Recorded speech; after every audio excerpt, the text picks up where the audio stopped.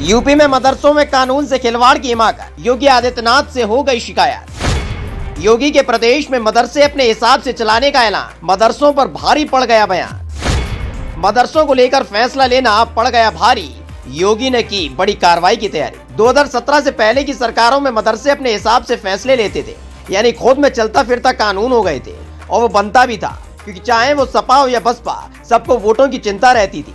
इसलिए जो फैसला मुस्लिम समाज मदरसों के लिए लिया करता था, वही सरकार भी आखिर मान ही लेती थी। लेकिन योगी आदित्यनाथ ने सीएम बनते ही ऐलान कर दिया था कि किसी भी कीमत पर कानून में धर्म के आधार पर बदलाव नहीं होगा, और जहाँ जहाँ कानून टूटेगा कार्रवाई भी सख्त होगी। पहले मदरसों की फंडिंग की जांच कराई गई, सरकार से मुफ्त का पैसा ऐंठने वाले मदरसों के मौलवियों की लिस्ट तैयार की गई, और मदरसों पर एक और बड़ी कार्रवाई होने जा रही है। मदरसे कर रहे नियमों से खिलवाड़, योगी ने दी चेतावनी, हद में रहे जिम्मेदार। वैसे तो योगी आदित्यनाथ के सीएम बनने के बाद से ही मदरसों में राष्ट्रगान से लेकर देश के शहीदों के बारे में पढ़ाया जाना शुरू हो चुका है, लेकिन फिर भी ऐसे मामले सामने आते रहे कि योगी आग बबूला हो जाते हैं और फिर बड़ी कार्रवाई होती है।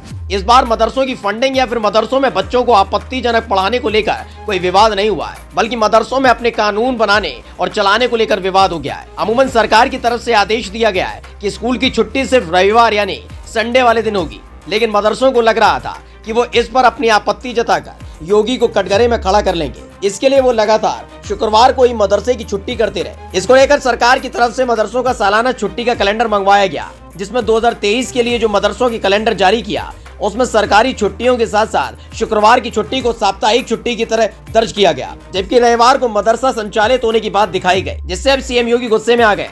वहीं मदरसों में शुक्रवार को इस साप्ताहिक छुट्टी किए जाने संबंधी कैलेंडर जारी किए जाने के बाद राज्य मदरसा शिक्षा बोर्ड में विवाद पैदा हो गया।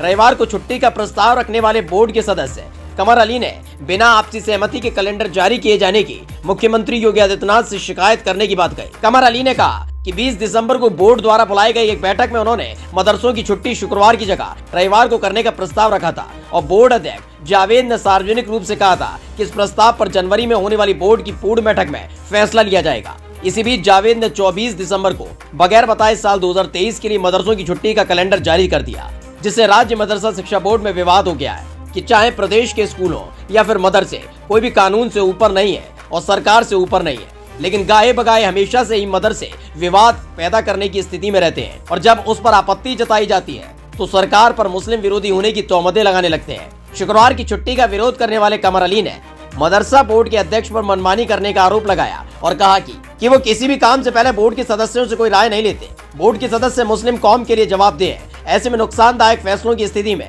उनके सामने अजीबोगरीब हालात पैदा होते हैं। फिलहाल मदरसों में चल रही मनमानी की जानकारी सीएम योगी तक पहुंच गई है, और जल्द ही राज्य मदरसा बोर्ड के अध्यक्ष को तलब किया जा सकता है, ये जानने के लिए कि नियमों में बदलाव की अनुमति कैसे दे दी।